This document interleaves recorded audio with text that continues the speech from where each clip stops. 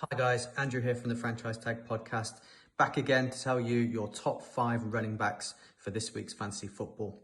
First up is James Cook going up against the Raiders. He had 16 touches, 4 catches on 6 targets. He was in for 59% of the snaps. As I said, he's going up against the Raiders, who gave up 10 catches to running backs last week, so expect big things from James Cook. Next up is Jamal Gibb.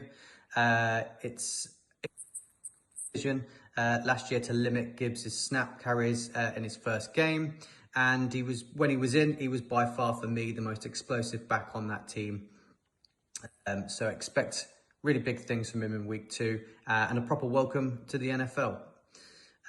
Next up is Jamal Williams.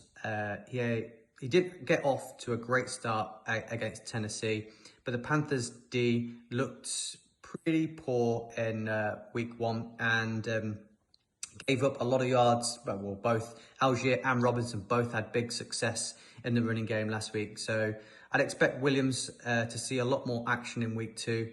And especially if Miller is out as well, it's just going to enhance his chances of getting those points for you. My next one is Gus Edwards.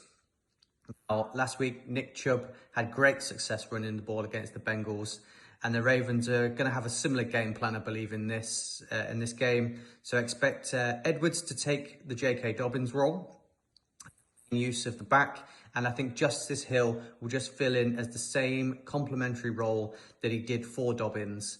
So I think both will see the ball, both will see action, both got great chances this week of getting points, but Edwards for me is the one that's going to get the bulk of the carries, so maybe the bulk of the points. Now, my last one is more of a don't be afraid, and that's don't be afraid to start Tyler Algier.